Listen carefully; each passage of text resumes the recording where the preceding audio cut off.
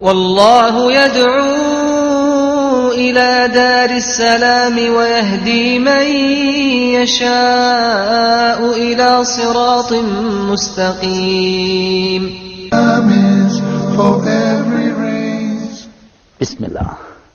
Assalamu alaikum. Peace be to you, and welcome to this episode of Beauties of Islam. I'm your host, Yusuf Estes, and I wanted to continue talking about one of the beautiful concepts in Islam, and that's the belief system.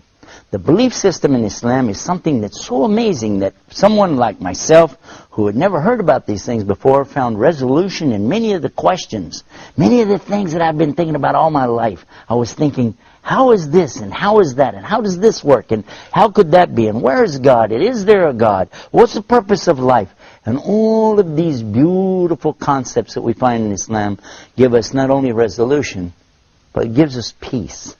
It gives us that sakina, tranquility of the soul, to know, in fact, not only does it satisfy the mind, it satisfies the heart, to understand and realize what the belief system really is. In Islam, there are 6 main, what they call pillars of belief. The first one is the most important of all. It's the belief in Almighty God. That God is one. He is unique. There's nothing like Him. He's not like unto the creation, and He's not in His creation. God, Allah, is mighty and above all of that. And His attributes and characteristics are the epitome and perfection of each and every one of His characteristics or qualities. He is the ultimate creator. And He's the only destroyer, the real destroyer. Because He's the one who brings everything into creation. So if it's destroyed, then who is the only one that could do it? He is. He's the one who brings about all that we see, all life. But He's also the one that causes all death. Because everything is to Him the same. It all belongs to Him. And He sees it as a whole. Whereas we only see minuscule, teeny little snippets here and there that we catch and try to understand. But yet He is mighty and above all of that. So His hearing is absolutely, totally, and complete. We won't say it's just perfect. It is total. His seeing, again, is total. His love. And we want to make a whole program about that. We'll come back to His loving. His lovingness is eternal and always. It's ongoing. I want to come back to some of these other characteristics and understand that He is the only creator. And if it exists, He created it. And whatever purpose it has, He's the one giving it purpose, because He is the one who decides when something's going to happen, how it's going to happen, where it's going to happen, and how long it's going to happen. All of these things are in His hands, in His control at all times. We as humans cannot really fathom who is God, what is God. But this is the first and essential belief in Islam, at least to understand there's only one. Start with that. There's only one. There's not two. If there were two, Islam tells us, if there were two, they would be in competition. And eventually they would be fighting each other. So there's only one God. The second thing Islam is teaching us is that we don't compare Him to His creation. And when our worship is coming about, and we want to worship in thanks to Him and to ask from Him, all of these things that we have a relationship with our God is directly to Him, not to something He created. So we don't need a statue, an idol. We don't need a picture or an image. We don't need something between us and Him. We don't need an icon. We don't have to have an intercessor. We don't need a priest or a bishop. We don't need a preacher to come between us and our Almighty God. We can speak to Him direct from our heart and talk to Him in a language that we understand. Because after all, He created us. He knows what's in our heart. And all we have to do is turn to Him. Turn to Him inside of ourselves and say, "Oh Lord, oh God, Allah, help me, guide me." And that communication is beautiful and it's direct. And it's one of the beauties, one of the amazing beauties of Islam. And that's just the first of the beliefs that we have. Can you imagine? Another belief in Islam after that is called the belief in his malaika, his angels. What do we believe about the angels? Now some people say, well, we believe in angels and what? Now wait a minute, what do you believe about angels? Islam teaches us that angels are created by Allah from light. And He created them before He created the human beings. And angels are perfect. They never make mistakes. Whatever Allah orders them to do, they do it. And they do it the way they're supposed to do it. And they don't come up with, well, maybe I will, maybe I won't. Because they don't have free choice. They are commanded by Allah and they do as they're commanded. Now you don't see them. Why don't you see them? Well, they're made out of light. And you don't see light, by the way. You only see what light reflects off of. You can see my hand. Why? Light is hitting my hand and then coming back to you. See it? Okay. Now, in space, it's always depicted as being black. Why? Because there's a lot of light in space, but it hasn't hit anything yet, and until it does, you won't see it. If I put my hand down, now you won't see anything until the next thing that the light hits. Make sense? Think about that a little while. There are many things when we start to talk about the belief systems in Islam. As you begin to grasp more of it, it all makes sense. Even the small details. Let me give you another example of that. When we talk about the next of the creations of Allah is the jinn. Allah created another type of being after He created angels. Before He created human beings, they're called the jinn. What are the jinn? In the Old Testament, they're referred to as the Ephraim. These are mentioned as the mighty sons of God in chapter 6 of Genesis, verse 2. But in fact, what we understand about them is that they are not humans, yet they have some of the human quality, which is to be able to make choices. Some of them, by the way, are believers in Allah, and some are disbelievers in Allah.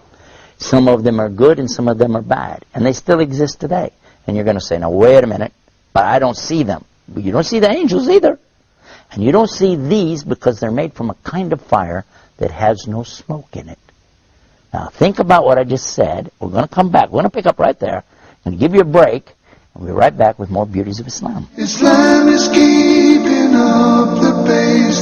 Islam is for every race. Brothers and sisters, to increase your iman. خيركم من تعلم القرآن وعلمه ورتل القرآن ترتيلا. Learning how to recite the Quran properly, learning the meaning of what we recite, including the ahkam from the verses which we recite, trying to implement what we learn in our daily life. We'll listen to the participants and the guests. We'll take your phone calls. We're going to recite live. We'll listen to your recitation and we'll correct it according to the rules and regulations which we'll state in each episode. Now your dream will come true. إِنَّا نَحْنُ نَزَّلْنَا الذِّكْرَ وَإِنَّا لَهُ لَحَافِظُونَ. Islam is keeping up the pace. Islam is for every race. We're back. You're watching Beauties of Islam. And we've been talking about some of the creations of Allah. We mentioned that we believe in Allah. He's one and unique. We talked about the creation of the angels. They're made out of light. And then we were talking about another creation called the jinn. Now, what is this about the jinn? Why do you have to believe in that? Well, they're part of something called al-ghaib. Al-ghaib means the things you don't see, the unseen. You agree and I agree. We don't see Allah. Okay, so He's in the ghaib, the unseen. We agree there are angels, and you don't see them. They're in the ghaib, unseen, made out of light. And now the jinn, and we don't see them. They're also in the ghaib. They're made from a fire which has no smoke to it. And if fire has absolutely nothing like smoke to it, or that it could be that you don't see that either. There's heat that you don't actually see, isn't that true? But we don't see the jinn. But we said that they have choices. And they were making choices even before Adam or human beings were ever created. And their choices were sometimes good, sometimes bad. From them comes the one we call Lucifer or Iblis. And who is that? Who is Lucifer? Who is Iblis? You might say he's the devil, the Satan or Shaitan, as he's called in the Arabic language. But actually, he started out as a worshiper of Allah. And he was worshiping and praying to Allah and extolling Allah to the extent that Allah raised him up to be even with the angels. Now remember, this guy Iblis is not an angel, but he was worshiping alongside of them because of his ibadah or worship, being so lovely, and Allah raised him up, you see. But then what happened? And this is an important story. So we'll digress from a moment from our Beauties of Islam to go into this to get a concept here to understand a big mistake that some people make when they say that he's from the angels. Angels don't make mistakes. They do as they're commanded. So when Allah created the best of His creation, what did He create? He created Adam, the human being. He created Adam from what? He created him from mud or clay or dirt. Huh? And when He created him, He said, لَقَدْ خَلَقْنَا الْإِنسَانَ فِي أَحْسَنِ تَقْوِيمٍ, that He created Adam in the best of molds. The human being created in the best, in the best and the best and the best of molds. ثُمَّ رَدَّدْنَاهُ أَسْفَلَ سَافِلِينَ, and then reduced him to the lowest of low. And how? And this is the story of how the devil pulled his trick on Adam. But we don't come to that yet. I want to show you what happened after Allah created Adam. Allah ordered all the angels, bow down. And all the angels did because they have to do as they're commanded. And they bowed down. All of them bowed. Except Iblis. He didn't bow down. Now if you read this in context, you understand that he was not an angel. But if you just read the words, all the angels bowed down except Iblis, you'll say, well, see, that means he was an angel. But otherwise, in the Quran, we find in other places that Allah said he wasn't an angel, but he was from the jinn. And he's created from a smokeless fire. And that's exactly what He said. You created Adam from mud, but I'm created from something better, from a smokeless fire. So I refuse to bow down. Why? Because I'm better than him. I am better than Adam, and I refuse to bow down to him. By so doing, he disobeyed Allah. And whoever disobeys Allah, he's in trouble.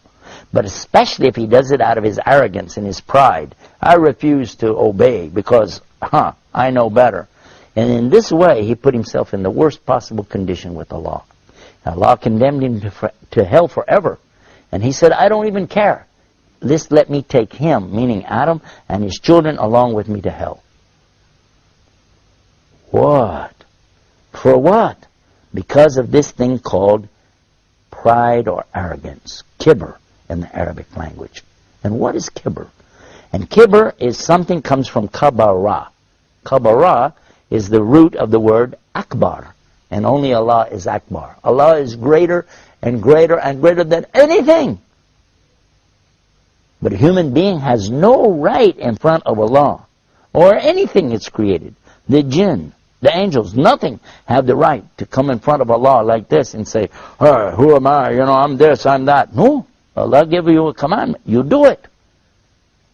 Now, what happened next? Well, that's when Allah told Adam that he could have anything that he wanted in all of the paradise. Go ahead, enjoy. But there's one tree, don't eat from it. Of course. You know what's going to happen. And the devil came to him and to Eve and got them to eat from that tree.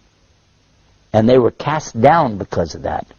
But Allah knew from the beginning they would eat from it. That's why Allah put it there.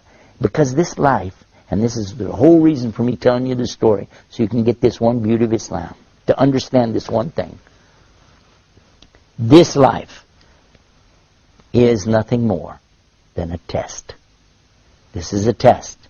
To see if you will refrain from the things you've been ordered not to do, such as don't eat the fruit. Or if you will obey and do the things you've been ordered to do, such as bow down. The devil was ordered bow down, and he didn't do it. Even to this day, he refuses to do that. And that's why he's condemned to hell. Not because he didn't bow down, because he still refuses to do anything about it. Adam, on the other hand, did something he was ordered not to do. But he was different. How? Because he repented.